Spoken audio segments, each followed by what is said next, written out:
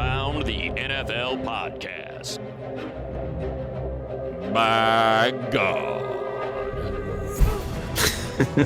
Welcome to another edition of Around the NFL. I am Dan Hanzus. I'm joined by a virtual room filled with some heroes, Gregg Rosenthal, Marc Sessler. And I don't want to step all over this, boys, because we're about to hit it when we get to news. Obviously, Kyler Murray got a big payday. How do we protect ourselves in the future? We're always striving to get better as a podcast, right? We spent so much time on Kyler Murray, Flotsam and Jetsam. And in the end, it played out exactly as you would have expected if you were taken out of the bubble of the NFL world since, that playoff game in January. How do we avoid getting sucked into the BS next time when all the other podcasts and networks are going mad, where we just nail it and say, we're not talking about this because this guy will do this right before training camp? How do we protect ourselves?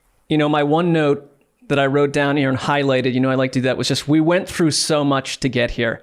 I will say this, though, compared to the Aaron Rodgers drama from the previous offseason, I found the Kyler Murray drama a little more delightful at terms because it seems so botched. Like the initial, in the end, though, Kyler Murray got what he wanted. He put out the agent's note, which was this Russian novel that seemed to only land like with a big thud and have and the anti-effect. And you were questioning if he was going to even be with the team come the summer.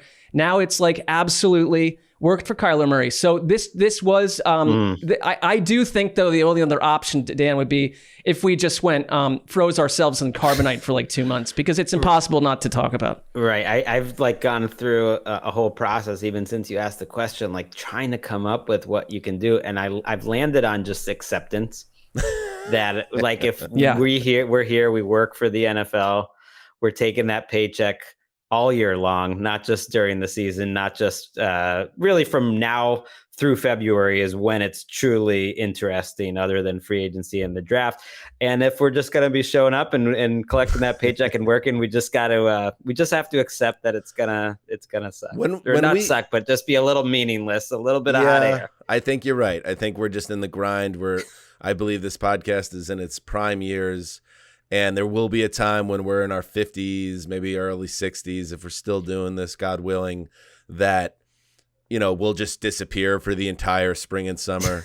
And, the quality of the show will not be nearly as good. And we'll just, because of that, miss all of this. And then, in that sense, we'll come back the week of training camp and be like, oh, Kyler Murray signed that deal just like we thought. I think we're doing a better job of it already. We just don't notice because it's gradual. First of all, we bring up that issue when we talk about Kyler, that it's probably going to just end up this way. We know we're just spinning our wheels. And I do think we've done a better job in the off seasons, not paying as day-to-day attention and putting as much emphasis on the OTAs and the mini camps. So subtly, our listeners are actually getting a better product because of our experience and expertise. I think we were fairly suspicious at each ebb and flow of this too about what was going on, that it was just going to end with money being paid to him. Money solves 99.8% of all of these issues. And that's what I just be like, just get the contract into their hands sooner. That's a good point you made, Marc. Yeah, that's a great point, Marc. That's a good point, Marc. Oh, Zach Kiefer, quietly, you missed that one, Dan. Yeah. Just was Marc's biggest fan. Marc has been that had to be intentional, though. Marc, that has to feel good. It wasn't. To have someone like a Kiefer just be so locked in on your takes. It just got to feel good. I have, Tony Grossi, another beat reporter, did the same thing. I'm really, my stock is rising with some of these. Can we hear those again? Because that's the thing, is it wasn't a bit. It wasn't on purpose. He was just so struck every time with the light emanating from your mouth. That's a good point you made, Marc. Yeah, that's a great point, Marc. That's a good point, Marc. It does feel authentic. 15-minute segment or something. It wasn't even that long. That's great. I think, Marc, it's a sign. It's time for you to go solo. I think it's time for you to fly, because when you're nailing that many takes at that level, you're carrying dead weight. You mean just like a 4-hour radio show of my own? Like a drive time type scenario. Right, like you follow Petros and Money on KLOS or like listenership just dives off the. They're not KLOS. That's a shame on me. Where are Petros and Money? Where could they be heard? AM 570 in Los Angeles. AM 570. I am not a true West Coaster. All right, let's do some news. Back to throw, Murray in trouble. Spins out of there to his left, being chased by two Vikings, and launches it deep, wide open near side at the 40 is Rondale Moore, caught at the 30, at the 20, at the 15, 10, 5, touchdown. Kyler Murray, you are ridiculous. Murray magic, 77-yard touchdown pass. 99.9% of the quarterbacks on the planet get sacked. But not only does Kyler Murray not get sacked, he throws a touchdown. Dave Pash, KTAR. Yes, we're inside 50 days until the season begins. And one of my favorite things is the Sunday night calls on the flagship program. That was obviously a memorable one involving Kyler Murray, who, when he is at his best, is electrifying. And, not enough to keep him in the superstar club. But maybe now with a new deal in hand with the Arizona Cardinals, his career resumes its upward trajectory.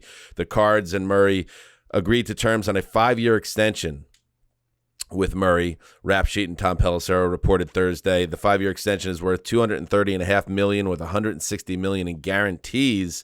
He's now set to earn $30 million in the first year of the deal, $69 million over 2 years, nice, and $106 million over 3 years, according to Pelissero. And that extension makes Kyler Murray the second highest paid player in the NFL with an average per year value of $46.1 million, puts him ahead of Aaron Rodgers.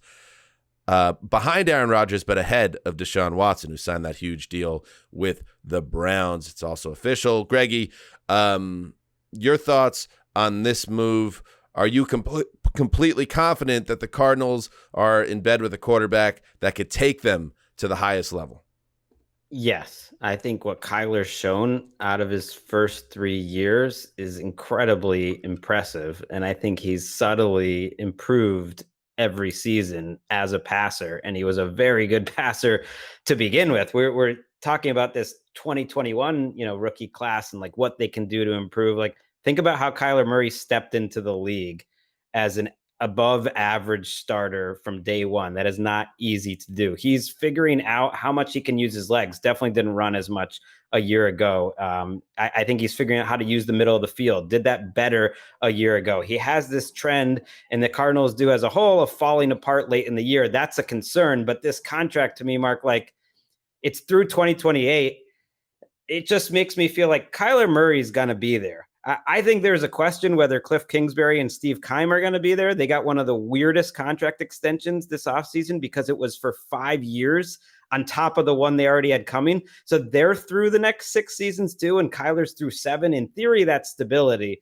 But if the Cardinals struggle, and I don't love this roster, I think Kyler Murray has some things working against him this year. I do think there could be a change, and that this contract helps to say to me, Kyler Murray is the franchise. And like Cliff and Steve Keim, they got to prove that they can stick around with him. I mean, the one thing is that, Kyler Murray and Cliff Kingsbury are tied at the hip because he fits so well in the scheme too. The Cardinals to me are a strange team, one of the stranger teams out there right now. I find them to be a little bit immature because of the way, I guess that's the word I'd use, because of the way they've crumbled down the stretch 2 years in a row. When Kyler Murray is not healthy, it completely impacts his game. We've seen that 2 seasons in a row too. But when they were 10-2 at one point last season, they looked utterly unstoppable, totally powerful, and completely dynamic. And that's sort of what Kyler Murray is to me. I think his ceiling is elite playmaker, but his floor is no showing in the playoff game against the Rams. I think that I wonder about Kyler Murray, the leader, Kyler Murray, the how much is football like the center of his world. We'll see. I think this also takes a lot of the feelings he was having that were negative at the end of last season and solves all that. So you're right. They're totally tied into him. He has the chance to be back in that superstar club, Dan. I think if the team, but that a lot of that has to do with what the Cardinals do. And I don't know if I trust the team building or the coach long term. And an underrated part of this, and I agree with all that, the underrated part of this for him as well, I think, is durability, and he is not a big guy. We've talked about this on the show, and some of these fades down the stretch have been directly tied to him not being 100%. So he's kind of got to prove that he can take the beating that comes with being a quarterback, that comes with going through a 17-game schedule, and then being at your best, needing, like, listen, that Rams team where the Rams were in January, and I was at that playoff game with noted Cardinals fan Jason Zumwalt way up in the rafters at SoFi, and it was a bloodbath. And Kyler, I'm not putting the loss on Kyler, but there's a part of me that came out of that game being like, man, the truly special quarterbacks, they kind of will their team to stay in the mix, and it doesn't turn into an embarrassment like that game was. But again, it's one game. It was a bad day, and I think it's so hard to identify and find a franchise quarterback. I agree with this move. I agree with the contract extension, but I just there's a little bit of trepidation to me still, and I think there are Cardinals fans that will agree with me on this. All right, we feel like we do have to pay him. This is a good day for the organization, but let's just hope this plays out. It's not like when you give, let's say, Justin Herbert an extension next year, or Joe Burrow, and it's like, yes, we got this guy. This is 7 more years of elite quarterback play and a leader and a guy who could take us to the doorstep or to the Super Bowl. I don't know that yet about Murray, but I feel like they had to make the move. So I don't know that yet either, whether he's going to be that consistent at that level. But the upside you were talking about, Mark, like the first 9 weeks of last season, there it is. I went through my QB indexes for a different purpose a couple weeks ago, just looking at where certain quarterbacks were at the rankings. And I noticed, like, it was week 10 and Kyler Murray was number 2. Or it was week 8 and Kyler Murray was number 1. That was the type of season he was having until the injury happened, it seems like defenses tend to catch up a little bit on what Cliff's doing. I just think he's just like so talented. He's just such a talented thrower of the ball, which is such a basic thing, but like that's not going anywhere as long as he stays healthy. He's always going to be like top shelf, top 5 arms, I would say, in the NFL. And there's some like heady competition, and that's just going to always keep him getting paid. Right. I mean, like PFF's pure pass rating from a year ago, Kyler Murray, despite the fade down the stretch of the entire team, trailed only Joe Burrow and Tom Brady. In other quarterback news, the wheels of the Jimmy Garoppolo transaction that takes him away from the 49ers continue to turn slowly. Earlier this week, NFL Network's Ian Rappaport reported that Garoppolo is expected to be cleared medically by mid-August, which is pretty late in the game, considering the season starts the second week of September. And then ESPN's Adam Schefter reported a day later that the 49ers have given Garoppolo permission to seek a trade. I didn't know that wasn't already the case, but there you go. It was already the case. Yeah. That was a story in March. Literally, there was a story from the same reporter. So maybe they called like, again. It's like, permission. Just a reminder, you really have permission to seek a trade. And then Mary Kay Cabot of Cleveland.com added some more layering to this story by reporting that the Browns are still not expected to pursue a trade for Jimmy G. They're cool with Jake Brisket and then another type of backup, Josh Rosen, formerly of the Arizona Cardinals, a Steve Keim failed pick. By the way, Steve Keim and other GMs will be discussed later in this episode with the great Patrick Daugherty, who did his GM rankings for NBC Sports Edge. We'll see where the Browns go with quarterback, but most likely it is not going to involve Garoppolo. I just think that it is an awful offseason for a mid-level quarterback like Jimmy G to be seeking a trade to another team. I mean, the Seahawks we've talked about this 12 times. I guess the Texans maybe sort of a dark horse because there are past obvious Patriots connections in there, and that's been whispered about, but where's he going to go? And who's going to want to pay that salary off a trade? And I think they also know that teams know they have the Niners over a barrel right now. I mean, I've always thought that the best thing that could happen to San Francisco is training camp kicking off soon. Something disastrous happens to a starting quarterback elsewhere in the NFL landscape, and Jimmy G is your only other option. Yeah, I think that report that Ian put out that was like mid-August, it was positioned as like a positive thing that he's been throwing for a few weeks and like everything, he's going to be stronger than ever. But I think that mid to late August timeline, it gets out there and teams are like, no one wants him until that point. That's for sure. And it was almost like a response, this this report from ESPN that like they've officially given permission to the trade, even though we announced that they officially gave permission to a trade 5 months ago. It was almost a response to me to Ian's report saying like, hey, you can have him now and get him in your building, but it's not going to happen. And you're right, Mark, it's going to take some sort of injuries. I do think the Texans would make a lot of sense because I just think why wouldn't they, if nothing else happens, give him a Baker type of contract where they're only paying him $8 million and they'll give up a 5th round pick and they just have another quarterback in their building. I think that makes sense. In other news, Rap Sheet also reports that there's, quote, some optimism that Saints wide receiver Michael Thomas will be cleared early in training camp. Thomas, of course, recovering from that ankle injury he suffered week 1, 2020. It ruined that season, and then he missed all of 2021. He missed most of 2020, all of 2021 because of lingering issues connected to that ankle. So it's such a big piece for the Saints. You know, they're playing, Gregg, in a soft division. They have a lot of good pieces on both sides of the ball. But there are these two big questions: at quarterback with Jameis and how he recovers from a reconstructed knee, and then Michael Thomas. Is he going to be back? Is he going to put the ankle in the rearview mirror? And what kind of player will he be after essentially missing 2 seasons? I find him as important a veteran as any in the NFL to watch over the next 6 or 7 weeks. We can get a little carried away of what happens in training camp because we're back in the machine and we're covering it every day and like making too big a deal out of things. But Thomas is someone that you want to really see and hear progress from over the last 6 or 7 weeks. It is very concerning to me that he's not ready for the start of camp. Like we were hoping all throughout last year, like, ooh, is he going to get back? Is he going to get back? And here we are another 6 months later and he's not totally ready. That's a concern. I mean, I feel like we haven't seen him since about 1988.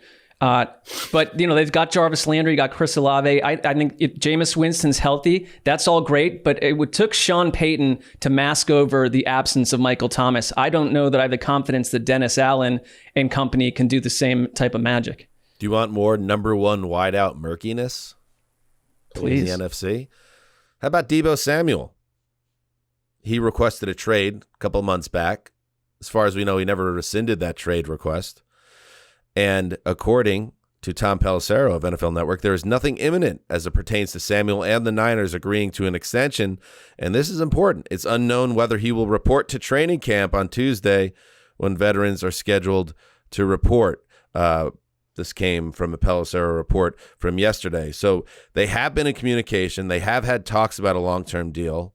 But it's unclear how close the parties are. This market remains a situation where it's unclear where they stand.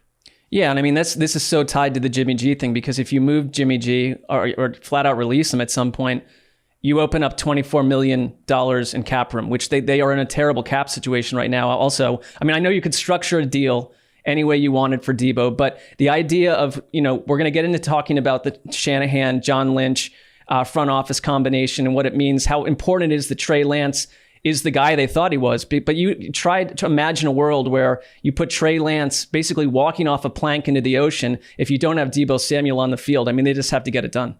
In other pass catcher news, the Bucs signed tight end Kyle Rudolph, formerly of the Giants, to a 1-year contract. I think this is a notable signing, boys, because Kyle Rudolph, this version of Kyle Rudolph, the age 33 version of Kyle Rudolph, is the perfect guy to slot in. You bring in the summer, and then he's going to fail, and then you're going to look and be like, we really need someone, and then that's when Gronk re-enters the picture. So you need that guy, Mark. You need the dude who's not going to get it done before Gronk can come back. This is the dude that will fail to get it done. This is a masterful central casting move here by the Bucs because you're exactly Perfectly right. cast. It's just you slide him in, you slide him right out. The minute that, Gronk protests too much about this, I don't care. Tom Brady even called me. I wouldn't come back and play. I still am fully 100% willing to bet my lease card that he'll be back on the field by Thanksgiving. All right, we seem to have lost Gregg momentarily, but I thought you put a nice bow on that. I thought I'd nailed the overall take, and then you came in and dropped a hammer on it, Mark, and we nailed that, so we don't even need Gregg's take. Exactly. No. And finally, in the news, and let that be a warning shot for Gregg, that I'll drop the hammer, then you come in with a secondary hammer. Nothing. The nail's already in the rail. Oh, we're like the British Bulldogs. It's a very successful tag team operation, but Gregg is sort of like the manager of the tag team. So what if we're the Hart Foundation and Gregg's like a Jimmy Hart type character? Yeah, I like that. I think that fits his vibe. And finally in the news, sound the trope alert. Derek Carr is getting us going in training camp the right way with one of my favorite tropes, not just for the NFL, Marc, but all of professional sports. No one believes in us.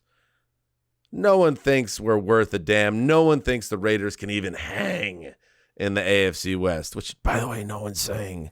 No one's saying this. Here's what he had to say in a lengthy conversation with The Athletic. It's going to be fun. No one thinks anything of us. And I think, this is actually how he said it as well. And I think that's what makes it fun. Is you always have to put the ball down and play the football games. That's exactly how he said it. I like it. I like the quote more with that tone of voice, if that's how he uttered it. I think it's garbage. Like I think most people view the Raiders as they're in a tough division, but every other team in the division like overtly improved in certain ways. And so I think that's the problem. They're getting lost in the conversation of the AFC West to some degree, but they were a playoff team last year that went through so much and they're better now. I think Josh McDaniels can improve them on offense. I don't quite get it's us against the world bit on this one. I mean, they're a 10-win team that just added the best wide receiver in football. Right. That's Why would that trigger a sudden like a non-belief across the countryside towards the Raiders? It's just not the case. Like statistically, one of the greatest wide receivers ever, smack in the middle of his prime. I mean, I feel like you at least have a chance, but that's what it is, Marc. I know, and we were making our way up the chain in the NFL podcast industry. We would have conversations like that as well. Nobody believes in us. Beholden to no one. And in some ways, there are still a lot of people out there that don't believe in us, and that keeps me hungry. I don't know about you. Yeah, I just stopped reading my DMs about a year and a half ago from Smart. Anyone's filing a complaint. I could care less. Absolutely. Speaking of that, before we take a break and get to Roto Pat, somebody on Twitter, you weren't with us on Marc, but we talked with Eric, owner of Huckapoo's, about this BS sound ordinance that's been put into place to specifically target the great Tybee Island hang Huckapoo's, no live music, no music of any kind after 11 p.m. And I called the figure that's behind this because apparently it's one person that logged a complaint, and that was enough for the city council to pull their BS. And we're fighting it, and we're going to keep fighting it. I called the shadowy figure that's behind this, or perhaps it was members of the city council. I can't remember this point, but I called them human gutter balls. Okay? All right. And someone on Twitter came after me and said, hey, bozo, that's mean to speak disparagingly of a person like that. And by the way, I don't think Chris would have been that way either, said anything like that either. To which I say, did you listen to the show with Chris Wessling? I mean, Chris would have said so much worse than what I said. He would have completely gone off on this topic. I think people have to remember that when Chris Wessling was a Roto World writer way back in the day, it was not unusual for him to be logging his updates and reports from Huckapoo's. He spent all his time there. It was his home, and he spent most of his early days in Los Angeles trying to find a place that reflected Huckapoo's, and it was not easy to find. And so the idea that he would have been passive about this is completely incorrect.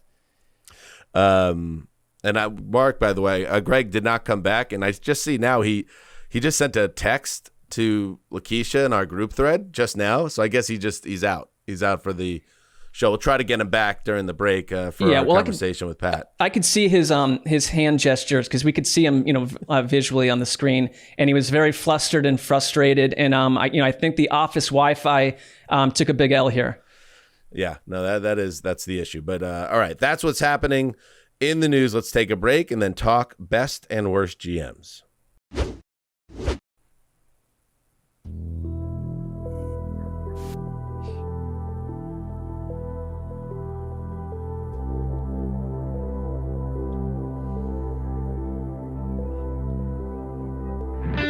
Welcome back. Joining us now, NFL writer for NBC Sports, a staple of the fantasy extravaganza.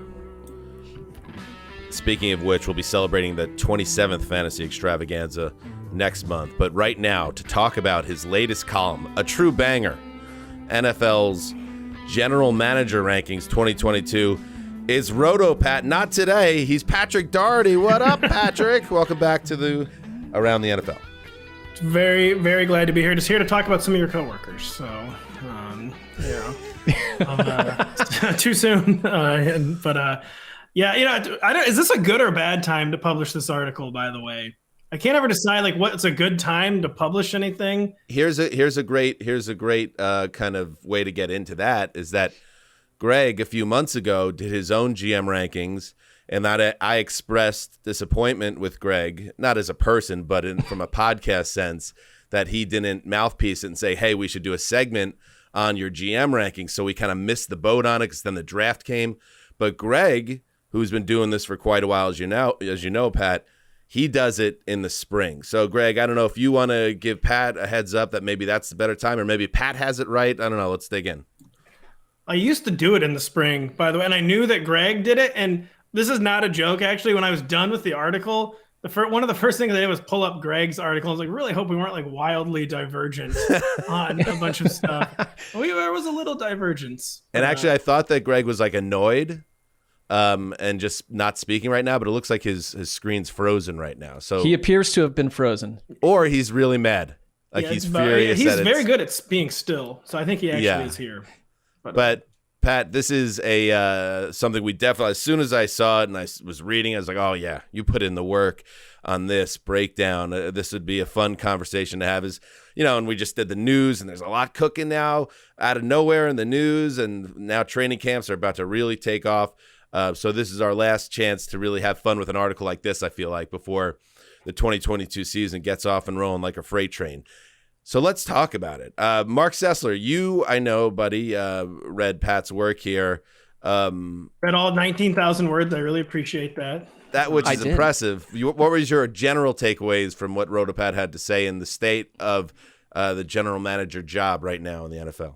I thought he made a couple bold choices. I like him going Les Snead and Sean McVay right out of the gate at number one. I do wonder, because you get to Bill Belichick at number two. I imagine that the reader response, that's where you get some people coming at you for the sense that, Bill Belichick is an excellent coach, but I think sometimes people view Bill Belichick, the general manager, as having had some misses along the way. I would say generally overall, your writing is really wonderful in this, and I kind of found one or two lines for each one of these GMs that just stood out and made me laugh, because we can always tell when you've been writing blurbs on Roto World. It's just like there's a little extra spice to things that you say, and I thought this article was dotted and really like imbued with them throughout. So it was a really nice piece of writing. It was. I totally agree. Let's start then. Let's focus on the Belichick side of things, because I think what you said, Pat, is interesting here. You wrote in the piece that you cannot separate Bill the coach from Bill the team builder. They are one and the same. Why do you say that? What does that mean? Yeah, so this is kind of the argument I advance every year with Belichick, and kind of the argument you have to lean on as they get a little further from like the glory years. Like, listen, I know like it seems like Bill the coach is still doing a great job and the roster isn't that great, but what I mean by that is like we might not always understand the Patriots rosters. Say like 90% of the time we don't understand the Patriots roster, but Bill Belichick, the greatest coach in league history, understands the kind of players he needs and wants. And this roster is as much maligned as like the past 5 or 6 drafts have been. It's kind of like, now it seems like increasing desperation, like dipping into the free agent market for kind of very un-Belichick like signings. Like 5 years ago, if you'd heard Bill Belichick had shelled out big bucks for Nelson Aguilar, you'd be like, oh, what the heck? Like, has Bill Belichick been incepted? Has he been Jordan Peele's Noped? I have no idea what the movie's even about. But I think you maybe nailed it. I think you maybe, and I think it ties into what you're saying, that on Tuesday's episode of Around the NFL, we talked about making the leap candidates, a piece that Gregg was working on.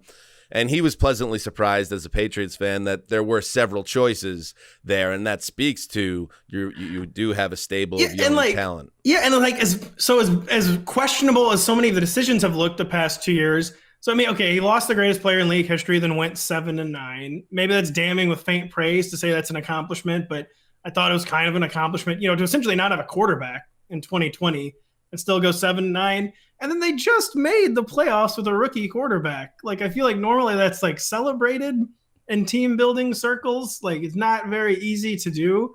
And like, it's one fact that I guess maybe I could be accused of like leaning on too heavily, but it's like, so I'm prone to giving Bill Belichick the benefit of the doubt for obvious reasons. And maybe I don't understand every decision on a micro level, but macro level, he just supplied himself 53 players who got into the playoffs with a rookie quarterback. So I'm like, maybe I'm still going to give the guy a little benefit of the doubt. A bit of a legacy ranking, of course. But sure. Here's the top 5, just so we have it. So, yes, Snead, McVay and notice, even though it's GM rankings, as you point out in this piece, it's not just the GM anymore in the league. More and more, it is a collaborative effort, and the guys on the sideline, the head coaches, have a big say in roster building in a lot of cases, in addition to other people within a building, personnel guys, the owner himself, all that stuff. But you have Les Snead and Sean McVay at 1, Bill Belichick at 2. Greg, who joins us, by the way, is back with us. We'll see where he's at in a minute. Bunker.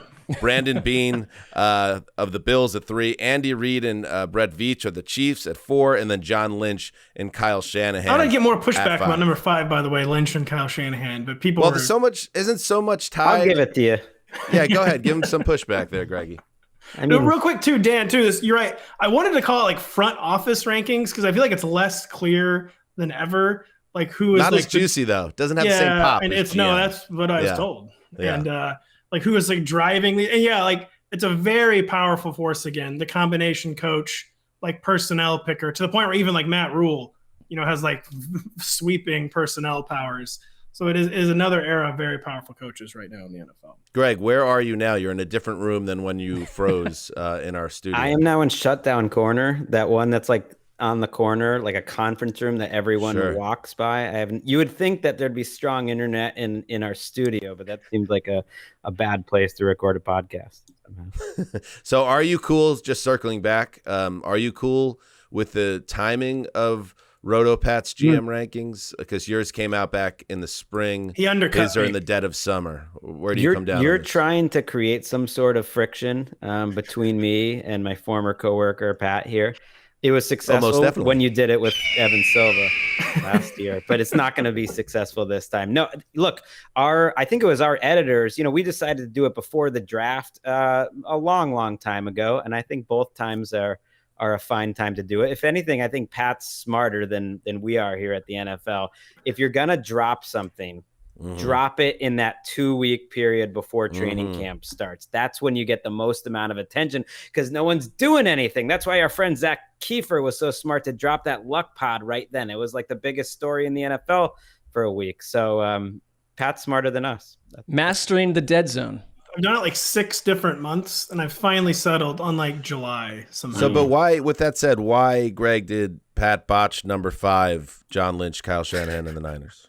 Although Belichick at 2, I mean, I love Belichick as well. You had him at 10, Greg. That was literally the first thing when I finished the article. So I didn't want to read the article, so I didn't have you in my head, like in my mind's eye, like while I'm writing the article. After I immediately checked and you had Belichick at 10, I was like, I got a lot of grief of like Belichick was too high at 10. And then people polarized reaction to I was looking at more recently, and he had a good year last year. I think he did well in free agency and great in the draft, best draft they've had forever. But they've been terrible drafting for a while now. Does John Lynch and Kyle Shanahan get a little too much credit here, especially Lynch here? Like it still bothers me, I guess, that they passed on Patrick Mahomes. For Solomon Thomas, and that they're still waiting for a quarterback all these years later. They could have taken a quarterback the next year after that too. And it kind of made the wrong decisions with Jimmy G along the way. There's some premier talent there that they got at the top of the draft, certainly. And they've done a good job drafting, but I feel like that's a little too rich for me. Yeah, I feel like by and large they get like the big decisions right, with a couple notable exceptions in there, and pretty good at like finding like Shanny type players down the board. I mean, one of the Shanny's like biggest foible is like these aggressive trade ups for guys like he has to have, who then he immediately like disregards, like Dante Pettis or Trace, or like it makes like aggressive trade ups. And Trey Lance will definitely be the biggest test, like of like, did Shanny was this like a crime of like Shanny passion? Basically, we're like the 1 month he had to have Trey Lance happened to be like April 2021, and like before and after that he's been cool on him. And don't you think he's gonna like subtly blame John Lynch? That feels like that's the reason if they think he's setting up a fall guy this there year, that they have a divorce, that Lynch gets the axe because he's the Lance guy, and that Kyle wanted Mac Jones all along. Right, because I mean Shanahan has been about as bulletproof a coach, and he deserves it. They've been to 2 NFC title games and a Super Bowl over the last 3 years. But if the Trey Lance thing goes south, there will be a fall guy, and it won't be Shanahan. It is. No. It's kind of a good seg idea, so I'm going to burn it right now, unfortunately. But like, if you had to pick one, like what's the juiciest subplot of the 2022 season? I think Trey Lance and what happens this year tied to that team with that coach and where they are in the NFC is such a huge storyline, because, if Trey Lance is who they thought he could be, or an approximation of that this season, they're, to me, the NFC favorite. And if he bombs out and you trade Jimmy G, and that's certainly in play right now, this whole thing could go up in flames. So it's just a huge subplot. And here's another, Brian Gutekunst is another. I want to see where Shanny and Shanahan come down on this same ranking next year. Maybe one of those guys won't be even in the ranking next year. But Brian Gutekunst, I don't think he's GMing for his job this year by any stretch. But it's fair to say that he kind of is in a situation now where the Davante Adams situation played out the way it did, and you could say it wasn't even his fault. I think you used the wording in your piece, Pat, that he forced his way to the Raiders, and he kind of did. But maybe if he could have done it again differently, Gutekunst, maybe he handles that situation, and maybe the best wide receiver in the league is still on the team. You have these other project players like Lazard, Watkins, Watson, all in the mix. Where would the Packers fall in this exercise, especially if this doesn't work out this year? It's very interesting to find out. It is. And just real quick to put a bow on the 49ers. So it's like the way I viewed it, like this, they've made a 53-man roster that was good enough to make the NFC Championship game twice in 3 years with Jimmy Garoppolo. Like, that's a good roster. That's like fair. A stockpiled talent on defense, identified Shanny-type playmakers in offense. But then, like kind of like a heat check, making a luxury pick, like right in the middle of your Super Bowl window. Like, it is going to be like an era-defining decision for them. The Packers and Brian Gutekunst, it's like he's gone from Aaron Rodgers being out of the long-term plans to now Aaron Rodgers is the only plan. And like, his most visible mistake, of course, was not restocking the receiver core, but it was fine as long as they had the best receiver on the planet. But then the best receiver on the planet happened to be soulmates with Derek Carr. And like, that's sometimes like them's just the breaks is the GM apparently. And now, like, you knew that love story was hiding in plain sight this entire time. It was in plain sight, wasn't it? I mean, I found that interview from last summer where Davante Adams was like, it's like, I'm still a Raiders fan. Like, that's a little interesting. And like, seeing as his college quarterback is on the team, and I just like didn't pay any attention to it though. I just like memory hold it. And the Gutekunst high wire act really depended on Davante Adams, and now we're going to see if there was any safety net whatsoever. I had a question for you. I mean, I'm looking at when you get past this sort of top 5 region, someone like Jon Robinson at number 9, I think is mildly controversial, because I feel like Mike Vrabel has done a lot to make Jon Robinson, to erase some of Jon Robinson's mistakes along the way. But whether it's him or someone else, was there a GM that you really struggled with where to put him, that he maybe started high and went low? Because I feel like Robinson could be farther down this list, and I wouldn't have a big problem with that at all. Really, the whole Jon Robinson region. It was 8 Howie Roseman, 9 Jon Robinson, 10 is Gutekunst, 11 Chris Ballard, 12 Eric DeCosta, who I probably do have too low. Eric DeCosta is really good. Just kind of like have to see like slightly more results, even though the process has been really good. But Jon Robinson was a guy, like before I had like done any research, where I'd written any words. I'm like, I need to get Jon Robinson like kind of high in these rankings because they've won 32 games the past 3 years. They've been a number 1 seed. They've made the AFC Championship game. They've done this with Ryan Tannehill. And I'm like, to do that kind of stuff with Ryan Tannehill, quarterback, you have got to have like a great roster. But then you kind of remember like, the Titans defense, actually they have Jeffrey Simmons, but kind of like low on overall playmakers. It seems like it depends a lot on Mike Vrabel, kind of like duct tape and gluing things together. And Jon Robinson getting a lot of big decisions wrong. Like Isaiah Wilson's not even on the team anymore. Caleb Farley kind of living up to pre-draft durability concerns. The Julio Jones trade a disaster.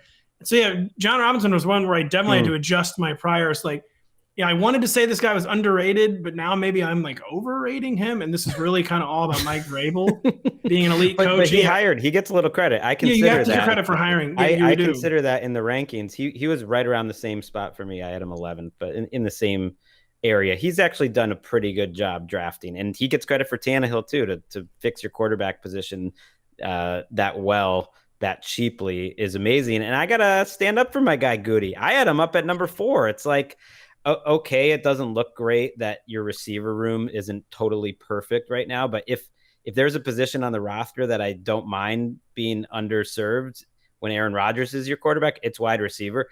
And the rest of the roster looks awesome. The defense looks loaded. I would say that's a top 5 defense on paper. And compared to where it was when Goody came over, he has nailed most of his draft picks, and all they have done is won. And I do blame the playoffs or anything, to me, isn't on the GM. He put together a roster that has won so many games. They could go like 0-18 this year. They could maybe do it again next year, and they wouldn't have as bad a record as Kyle Shanahan and Lynch do together, who are under 500. I mean, that's how good the Packers have been. I'm just saying, like, I'm giving them a little bit of credit for the first decision you make is Jair Alexander. Your other picks who people didn't love, like Rashawn Gary, looks like a potential All-Pro. I mean, he has, for the most part, made sound decisions. I didn't even hate the process of taking Jordan Love at the time. I think I'm one of the few that and even now, if he's like a decent backup quarterback, I don't hate it. I love what Goody's done. I also think like with Goody, it's a lot of it is, conflict resolution, and the Aaron Rodgers thing got really rough, but he found his way out of that. I mean, in another world, Aaron Rodgers isn't on that team if the front office completely lost their way. And LaFleur was the right move, whether that was totally his decision or not. He was on board with it. So Gregg thinks it's quote unquote good if your roster goes 13-3 every year. Right. That maybe you're underrated. And your defense is the backbone of the Goody project. Where great picks like Jair, like great offensive line too, though, like Elton Jenkins. Yeah, and the great free agency finds like Devondre Campbell even. And he signed Zadarius Smith, right? That was the Goody also. Rasul Douglas. Yeah. A lot. But just those receivers, you just maybe hadn't drafted the H-back, Josiah Deguara, the Jordan Love, just maybe drafted a receiver then. That would have been nice. I like that you got sucked into the same thing I get sucked into with the power rankings with Andrew Berry and anything Browns related. You don't really know what to do with them. So you just pop them in the middle around 17, 16. Yeah. Because you can't remove, obviously, the Watson, the player, from everything else at this point. However, if you did, if in a vacuum, and you said this GM gave up all these draft assets and all this money and got this franchise quarterback, you'd be like, yes, you always make the move to get the young franchise quarterback. So in that way, obviously, he made the team better. But because of all the other garbage that he brought into the organization, and he wasn't alone, Barry, you create this situation where they're a very hard team to distill or figure out, including in this exercise, because what Barry did was both a great personnel move and also like a gross life move. So it just, again, everything is so much more difficult with the Browns now. And just even beyond Watson, everything with the Browns, they've had such like turnover in the front office that I still feel like it's like truly difficult to know where it's difficult to know where to like truly assign like credit or blame for anything. It's like there's some of this is still like the John Dorsey era. Some of it, what is Paul De Podesta like really doing behind it? Like what is Jimmy Haslam? Like Jimmy Haslam is insisting Andrew Berry was like the brains behind the Deshaun Watson move, but I don't know if I really believe that. It seems very much like an owner move. And yeah, so it was hard to get past my distaste for the Watson move. And then also just hard to really know. It's an opaque organization with so much turnover and like really know like what is going on in the front office there. But I mean, I think a year ago, because I think the Watson thing absolutely colors the viewpoint of Andrew Berry and his legacy too, depending on how this all shakes out. But a year ago, Andrew Berry would have been kind of a sexy top 10 GM candidate, I think, after taking, when he took over, he returned to the Browns, he left for the Eagles and came back. So there was been a lot of weird changeover and stuff. But when he returned and to turn them into a team that beat the Steelers in the playoffs with a really interesting young roster, he's drafted well, like he looked like a shining star. I just think that this move soils everything that you think about the team and him and the front office and everyone else. Yeah, there's nothing sexier than coming in and immediately fixing your offensive line, which is what he did. Mm-hmm. And like you said, there's an alternate universe, where he's, an ascendant, viewed as like one of the most ascendant personnel people in the entire league. And it's just hard now especially it's just hard to separate it all now. And I don't know if I'll ever be able to properly evaluate. Well, and they underperformed last year. As much as everyone said they had the best roster in the league, they weren't. They were average, and that hurt too. They had their injuries, and Baker's injury certainly was a big factor. But it's like I've seen Andrew Berry ranked, like PFF had their top 5 GMs, and they had him like 3rd in process. And it's like you're trying to separate what happened this offseason from everything else. It's like, well, you can't. Well, no. How can you? If it works out, that's a different conversation in terms of wins and losses. But there's a very good chance he's going to wear this for the rest of his career. And it was something that everyone put their careers on the line when they made the move. I've got to ask you, Roto Pat, John Schneider at 22. I'm imagining this is another one that's getting, Seahawks fans on Twitter are quite an active group, but they are. I think active is the right word. Yes, they are active. I mean, to allow Russell Wilson to lead the team, I think that drops him a lot because you're back looking over at quarterback, and it essentially allowed Pete Carroll to win the power battle there, which I'm not sure is the right way to go. But where was he a year ago for you versus now? Well, that's what's so funny about John Schneider is this is the first year where I finally just like plunged him, like put him beyond 20, and I had always kept him like benefit of the doubt, like top 10, where he was still like 8 or 9 the past years, and I got like so much flack for that. Like he's been you horrible. Have Steve Keim above him, which I find interesting. Yeah, hold on, everyone, hold on a second. Yeah. Well, wait. Does Schneider still get credit from the early aughts? Because to be behind the Keim bomb at this point is a tough pill to swallow. The Schneider ranking is basically when you're a guy with that long of a track record and who's like been to some Super Bowls and you're getting ranked that low. It's basically like a rank that's like a prediction, like this person will be fired in a year or two, basically. And it's hard to, it's just a string of legendary draft classes, of course, basically to begin the Pete Carroll era, which Richard Sherman, Russell Wilson, et cetera, et cetera, et cetera. And then, just diminishing returns the past 5. And then like the 2 signature moves, in this era where might finally the passing golden age might, kind of be ending, but you don't really want your signature moves to be trading 2 first-round picks for a safety and then getting 2 first-round picks for your franchise quarterback. And it's just like hard to shake. And, I'm personally fine with teams going contrarian to the run right now, as we saw last year. Like that could be a pretty successful short-term approach. Like I don't think the Seahawks have the defense or the offensive line for that approach to work. And it just kind of seems like Carroll and Schneider are out of ideas. And I don't know why the Seahawks allowed Pete Carroll to win this particular power struggle with Russell Wilson, but it just seems like delaying the inevitable. And this is going to be like a new front office in a year or two. Yeah, I think we've talked about the ownership issue. I think the fact that they're going to be selling, but they don't necessarily want to change up what's going on there before they do sell. It's too bad, because if you just stopped time in 2015, you would have said John Schneider and Pete Carroll are some of the best drafting and developing defensive talent minds in NFL history.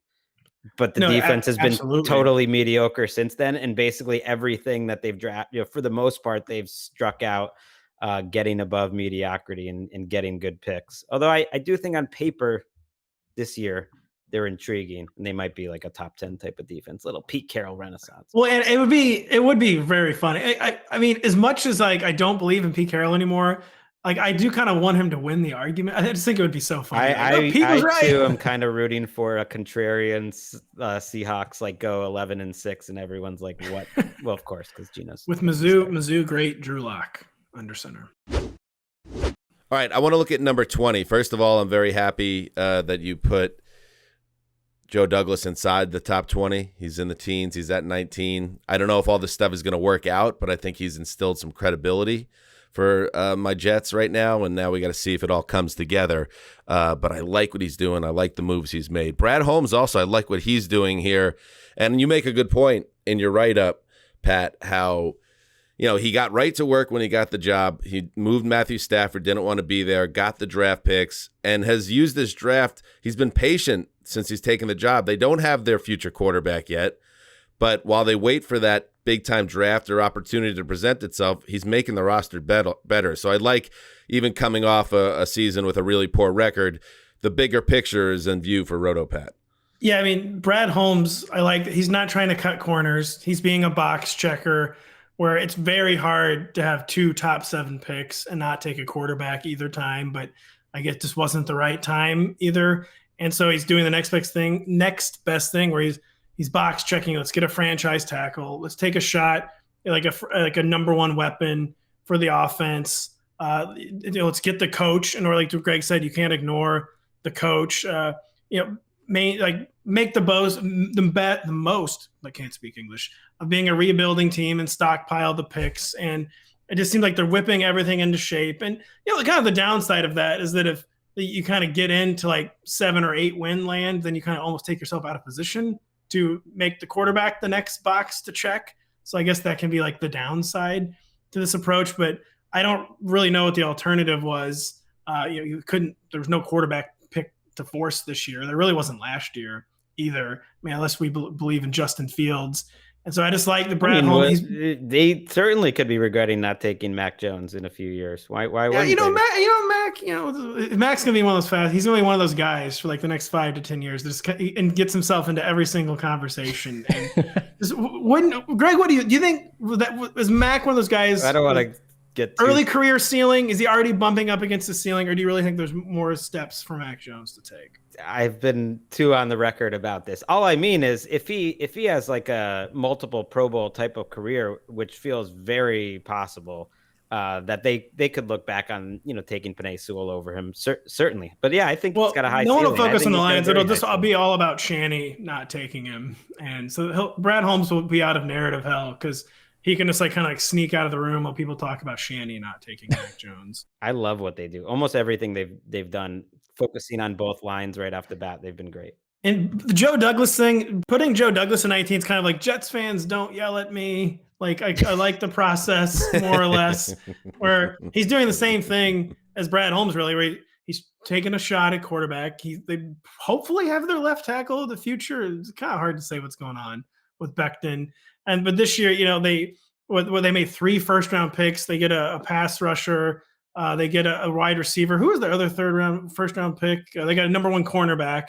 And I like the Joe Douglas box checking. But unlike Brad Holmes, he doesn't have a quarterback alibi anymore because now he's already on the spot at quarterback. And if Zach Wilson doesn't take a clear step forward this year, the Joe Douglas project is suddenly looking very shaky. But I have liked the post-Gase approach. And Gregg, I just want to make sure, because I want to pin you down on this. If your boy up there in New England ends up going to a couple Pro Bowls, but it's like the Matt Schaub multiple Pro Bowl thing where he got in as like a 7th reserve because the guy in front of him, his daughter had a dance recital, and the other guy, like Mac Jones' first Pro Bowl. Yeah. Last year doesn't count. He did actually make the Pro Bowl and made a ridiculous play in it, but that doesn't count.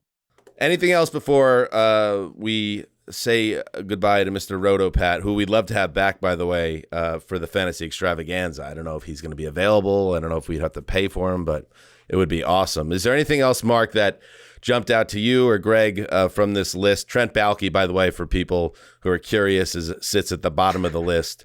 That's kind of an incomplete. I think makes a lot of sense. I think he might remain there, but that's kind of incomplete. But yeah, I think he might end up staying there. I'd have a question for the group because, we have our Dalton scale where if you have essentially Andy Dalton back in the day as your starter, anything below him on the list, you need to find someone else fast. And what would be the Dalton scale of the GMs? For me, when I took a look at this, I thought maybe I don't really agree where you have John Schneider, but for me, it's sort of Steve Keim. I think that I was going to say Keim feels like he's it. That does make sense. Because he makes the playoffs every once in a while. Sure, Right. they never win a playoff game. And sure, it might have been Bruce Arians. And sure, he gets every first-round pick except Kyler Murray wrong. But he occasionally does some good stuff. And I feel like Keim is the Dalton Line of GMs. I mean, the ownership thinks he's better than that. They're paying him through 2028. I do. There's strange goings on there occasionally with the Cardinals ownership. Like, worst decision the Cardinals ownership made was leaving St. Louis, of course. But Greg, that actually plays into the argument because the Bengals held on to Andy Dalton for way longer than frustrated fans would have thought too. I think Keim's a good one. He's a pretty good pick. Keim is a very good. If you're below Keim, it's time to move on. So again, John Schneider is going to be fired next year. It's a shame. He was a good executive. They had a great run, but he's going to get fired. The pride of St. Louis, Patrick Daugherty. Thank you, buddy, for joining us. Say hi to your 14 kids and your wonderful wife, and we'll catch up with you soon. My true pleasure, and I will make myself available for the extravaganza. Even if it's at like 4 a.m. Copenhagen time, I'll be there. Thank you very much, guys. Thanks, buddy. All right, there he goes, Roto Pat. Great to have him. Yeah, I think is who else would be even in that conversation for. I think Keim's got that on lock.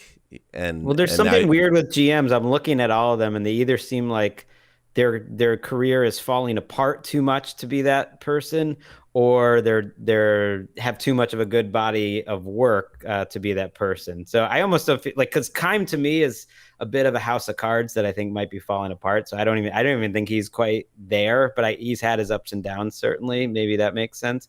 But the rest, like the guys I had in the middle, Tom Telesco, Jerry Jones, it's like those guys are too good to be the Dolphins.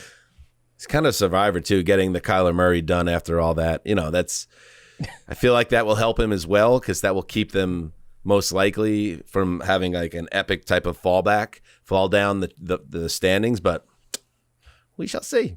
Keim has survived like 5 nuclear wars at this point. So, I mean, it's, the organization has allowed him to make these mistakes and continue to reward him, basically. If you miss on a top 10 wide quarterback, usually that will get you. But then he got to pick another guy the very next year. So he's kind of in his own category. It's bizarre, as has been our final episode with Gregg in a conference room in some part of the building, bright red chairs behind him. Seems like the place where people get fired, that room you're in right now. I think you know which one. It's the one we pass every day, right? That's closest to the newsroom. That's in between the podcast studio. It's Shutdown Corner. It's where Stephon Gilmore's picture is right at the front, making that beautiful leaping interception in one of the greatest Super Bowls of your lifetime. Dan. I mean, 13-3 Patriots. I don't obviously never a celebration when someone loses their job, but our office does name the different rooms, like you're saying, after great moments in NFL history. What if there was an office that was only for dismissals and firings, and it was like called like Nagy's Nook, and there's a big Matt Nagy on the sideline looking confused or bewildered or angry? Not a bad idea. And if you like get called into the meeting in Nagy's Nook, well, that might be a meeting to try to avoid or miss. Yeah, because I like that much better, because the idea that you'd go and get fired in like the shutdown corner, like every time for the rest of your life when you hear the term shutdown corner, it's tied to this awful moment. It would change the way you feel about the sport to some degree. That's terrible. But who would be like a famous NFL figure in terms of like they're almost famous for getting fired a lot? Like I guess Chip Kelly racked up a few in short order. It's like Norv Turner over the years, just because he got so many chances. Definitely lost some jobs. I like Nagy's Nook. I think it's got some power. I think it's got some pop. Like it rolls up the tongue. All right. Like I've said, this is our last show. Last week with 2 shows. We'll be back all together in the studio starting on, what are we doing, Monday? Back together on Monday? Let's do it. It's Back Together Monday or whatever that day is. Back Together Monday on Around the NFL. Training camp will be in full swing, and so will we. So thank you to everybody for listening, and we will see you again soon. And remember, Chris Wessling always said, heed the call.